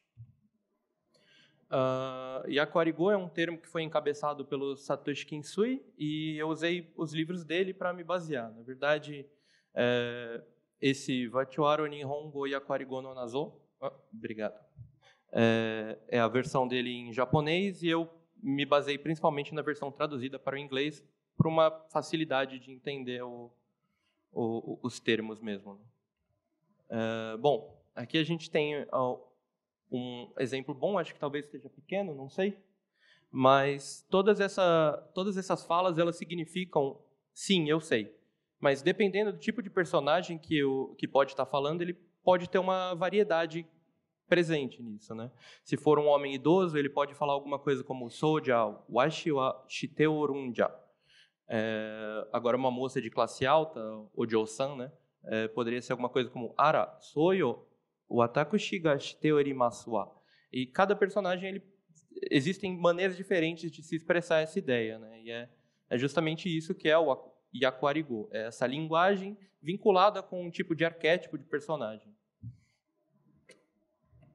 Bom, no livro do Kinsui, ele começa apresentando a ideia do Yoshinori Shimizu da existência de uma linguagem literária, de que dentro de um romance, a linguagem usada muitas vezes não pode ser a linguagem usada no cotidiano, que seria muito estranho um chefe, sendo um personagem secundário no livro, falar alguma coisa como yate chodai, né, que seria mais comum no dia a dia.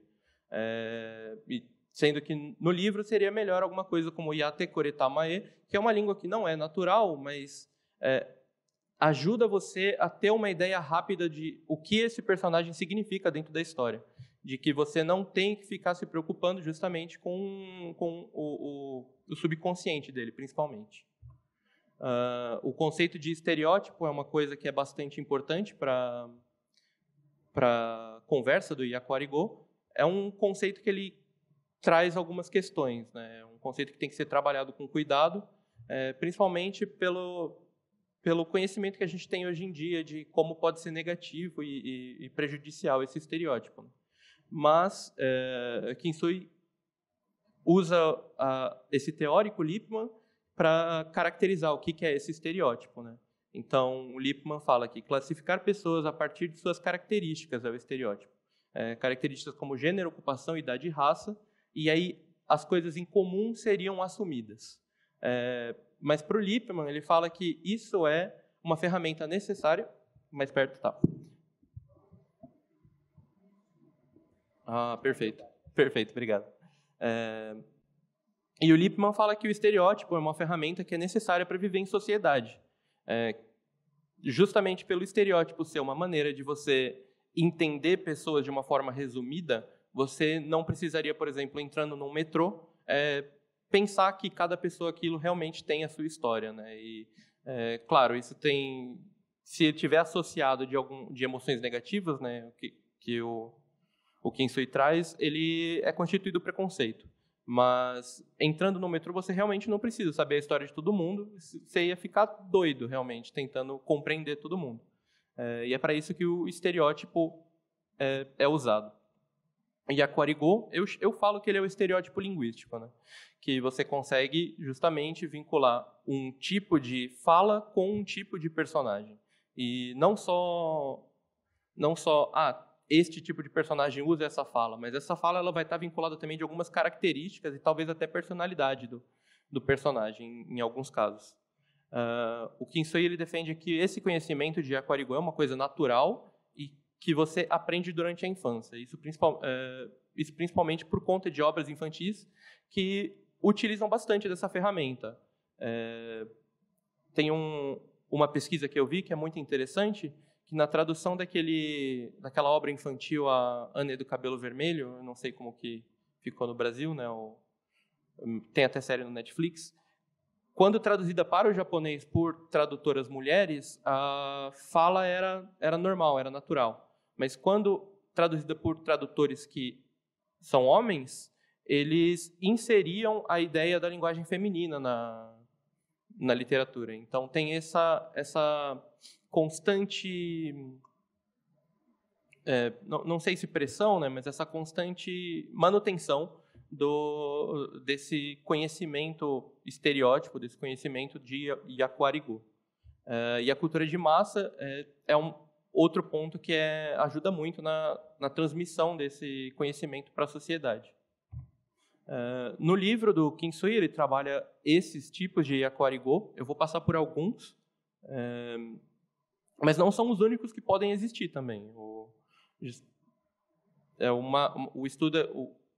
Yaquarigo ainda é uma área que está em estudo. Ela foi encabeçada, acho que em 2003. Mas, bom, no livro ele trabalha a linguagem padrão, a linguagem de homem velho. Dentro da linguagem de homem velho, a linguagem de doutor também. Aí, a linguagem rural, a linguagem masculina e feminina, linguagem de estudante, linguagem de moça de classe alta e essa outra linguagem que ele chama de Aroyo. Bom, o conceito de linguagem padrão, eu vou me aproveitar um pouco da apresentação do Gabriel, justamente a linguagem usada em Yamanote, em Tóquio.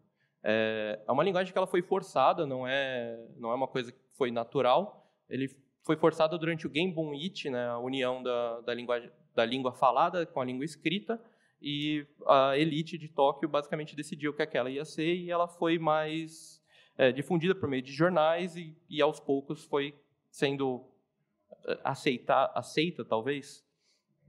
Mas a linguagem padrão ela é importante para o conceito de Yaquarigo justamente porque é a partir das diferenças dessa linguagem padrão que a gente consegue ver as características mesmo. Agora, a linguagem de homem velho, por exemplo, né? Eu falei aquele Washigashite Orunja. Ela é bastante próxima da linguagem de Kyoto-Saka. Acho que eu não vou focar tanto um pouco na história de como ela veio, mas basicamente é por meio dos teatros e da literatura popular que ela foi maior difundida. E aqui temos um exemplo do Tomozoji-san, do Chibi Maruko-chan, falando: Demo, Maruko no iu toori jana, honto ni mina o kane moraeru kara hataraiitoru shino. Não sei se tem muito o que falar, eu sublinhei aqui as partes que chamam a atenção, né? O uso de ja ao invés de da, hatareitoru ao invés de harateiro, né? Aqui eu separei um pouco mais as características, né? O ja ao invés de da para asserção, contração do nai para o oru usado ao invés de iru em caso de existência de seres vivos, e também de estado e progressão, né? Do teiru passa a ser teoru. E o pronome pessoal mais característico desse tipo de personagem seria o washi. A maior diferença entre a linguagem de homem velho para a linguagem de doutor, que eu falei que está dentro, é que o doutor ele também pode usar o agahai, né?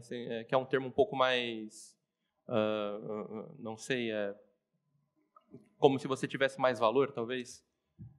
E aí o doutor Ochanomizu, né, o pai do Atom, do Astro Boy, falando Oyaji ato washi wa atomu no oyagawari ni nattoru wai. Então, aqui a gente vê que outro personagem também usa esse tipo de fala.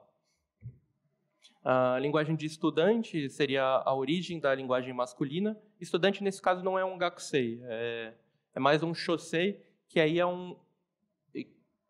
Eu coloquei aqui equivalente a universitário, mas vai um pouco além também.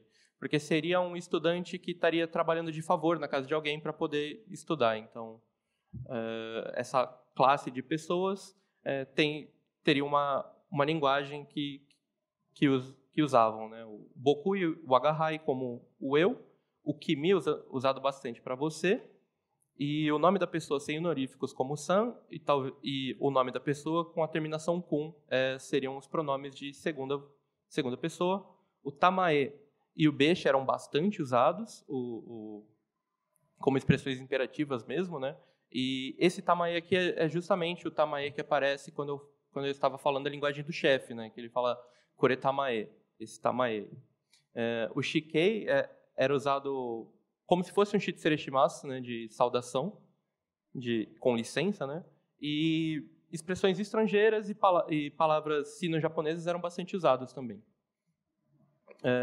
O que muda principalmente da linguagem de estudante para a linguagem masculina é justamente que esse tamae, esse beshi e esse shikei, eles caem em desuso. Indo para a linguagem de moça de classe alta, o Josan, eu coloquei até o desenhinho dela, porque justamente tem algumas outras partes que são vinculadas com o personagem, e isso está incluso dentro do Yakuarigo, né? Nesse caso, o tipo de risada, até os gestos que ela faz, né? A mãozinha para o lado e ho, ho, ho, ho. Mas a linguagem de Ojo-san é a origem da linguagem feminina. O Kinsui, ele fala dessa linguagem chamada Teiyodawa, né? Justamente por conta da presença de palavras com te e o no final e a aserção da ou desu com a. Essa linguagem Teiyodawa era bastante usada nas geishas de classe baixa, e com a presença maior, na verdade, com as garotas poderem ir para a escola, isso começou a ser transmitido dentro dessas escolas. E como as escolas eram um meio no período, né, de as garotas também conseguirem casamentos arranjados, digamos, essa classe alta era vinculada também à escola, e por isso que, apesar de ser inicialmente de geishas, foi passado para moça de classe alta. Bom, as características aqui, né? Os extensivos de formas com palavras com te e o, verbo mais o a, substantivo mais o da ou o desu a, o verbo mais o masu e o no final, e o koto no final da frase para expressar admiração, e os constantes de polidez e honoríficos, mesmo quando em situações de irritação. Ainda podemos ter o uso de alguns léxicos vinculados à linguagem feminina, como talvez o kashira, né? Bom, agora indo para o jogo que eu me propus a analisar a linguagem, né? O Genshin Impact, ele é um jogo de computador e mobile, né? Celular e tablet também. Ele é um jogo de aventura e também do gênero gacha. Nele você encarna um personagem que é chamado de viajante, e você é jogado em um mundo diferente, um isekai mesmo, e você você é separado do seu irmão ou da sua irmã, dependendo do personagem que você escolhe, e você decide ir atrás dele. E com essa desculpa, você começa a passar por diversas regiões dentro desse jogo.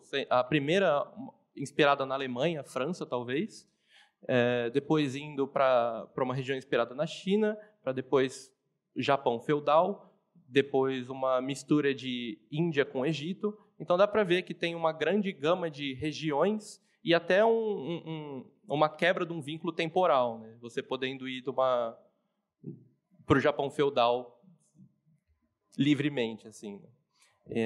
Ele é um jogo do estilo gacha, então você... Realmente, o gachapon das máquinas de brinquedo japonesas, né? De você tá tentando pegar um personagem por meio da aleatoriedade. dentro desse contexto, você está tentando vender o personagem dentro do jogo. Então, a caracterização desses personagens é bastante importante para um cliente, para um jogador querer pegar esse personagem. Hoje são mais de 70 personagens jogáveis, né, que você pode pegar realmente no jogo, né, ter ele na sua conta. Para análise, eu vou analisar a língua usada na caracterização dessas duas personagens, a Dori, essa de cabelo rosa, e Kamisato Ayaka, essa com o cabelo branco e o leque para cima. E eu me propus também a olhar algumas das diferenças entre a versão em japonês e em inglês. É importante frisar também que essa pesquisa ainda não terminei, então tem algumas coisas que eu preciso trabalhar mais. Mas entrando um pouco sobre quem é a Dori. A Dori ela é explicada pelo próprio jogo como uma mercante de Sumeru, a região que é Índia e Egito, com uma atração por Mora. Mora é a moeda do jogo. Com sua eloquência persuasiva, ela é capaz de vender vários produtos estranhos e misteriosos por um alto preço. Só que a linguagem dela se aproxima da linguagem de uma moça de classe alta. E apesar de ela não ser caracterizada como, né? Ela é caracterizada muito mais como trazendo inspiração do gênio, realmente, o gênio da lâmpada, do que de Ojo-san, né? Agora, olhando algumas das falas dela, por exemplo. Aqui ela fala, oya oya, kore wa, nada kai tabibito de wa arimasen no. Ela fala bem assim no jogo, então eu vou tentar ler mais ou menos na cadência dela. Watakushi wa tabishonin no dori sango mahabe.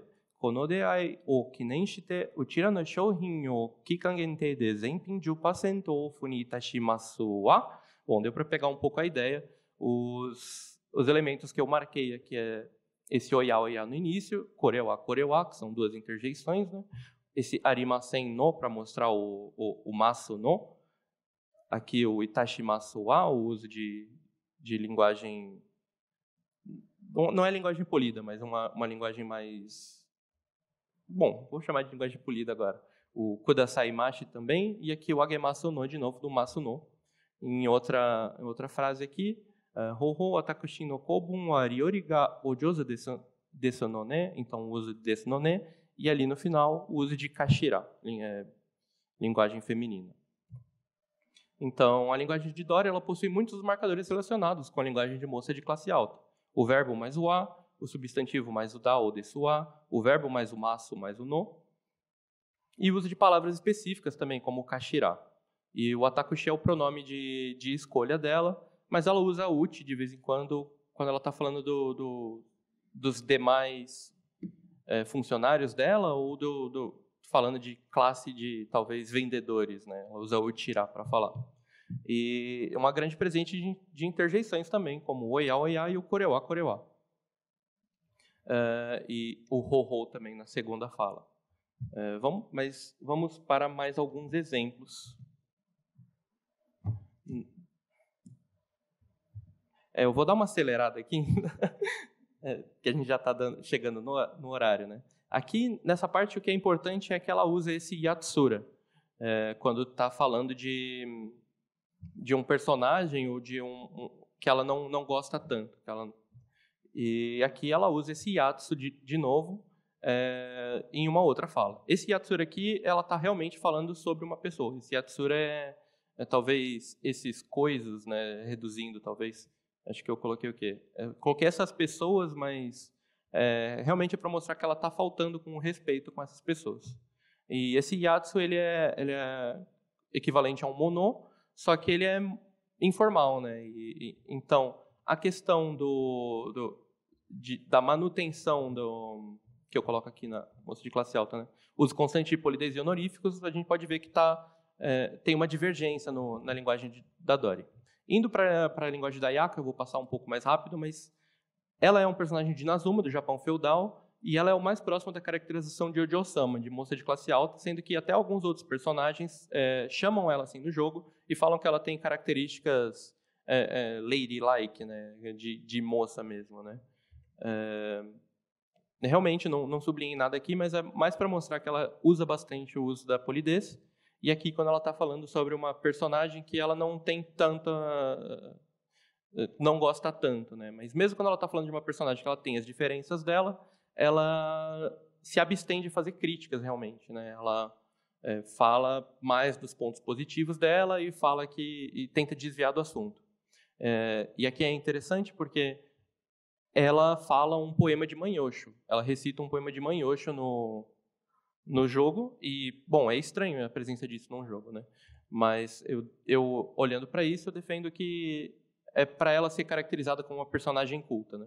E, bom, apesar dela ser uma Ojo-san, a Ayaka ela não fala com a linguagem de moça de classe alta. Ela usa bastante linguagem polida e é caracterizada como uma personagem culta. E ela é caracterizada também como Ojo-san mesmo. Só que ela não fala. Então, por quê, né? Por que tem essa diferença entre essas duas personagens? A personagem que não é Ojo-san fala mais próximo e a linguagem que não fala. E mesmo quando ela está falando de alguém que ela tem as suas diferenças, ela mantém a linguagem polida e o respeito, né? Então, para mim, a linguagem da Dori é uma linguagem fabricada que ela usa justamente para traduzir aquilo que no jogo eles colocam como eloquência persuasiva, né? É um personagem que ela cria para ser uma mercante mais excêntrica, talvez, e ganhar um espaço na cabeça dos clientes mesmo, né? E é uma estratégia que funciona, porque quando a Nahida, outra personagem do jogo, fala sobre essa Dori, ela imita a fala, e imita a voz, e imita a cadência até. Ela fala aqui, Anata no kyoden ki ni irimashita wa ikura nara ute kudasarimasu no? Então, bom, eu acho que está funcionando, sim, é a estratégia dela. Acho que uma coisa que eu acabei esquecendo de falar é que são linguagens ficcionais do jogo, sabe? Eu acho que é importante frisar isso. E, bom, por enquanto é isso que eu tenho da minha pesquisa.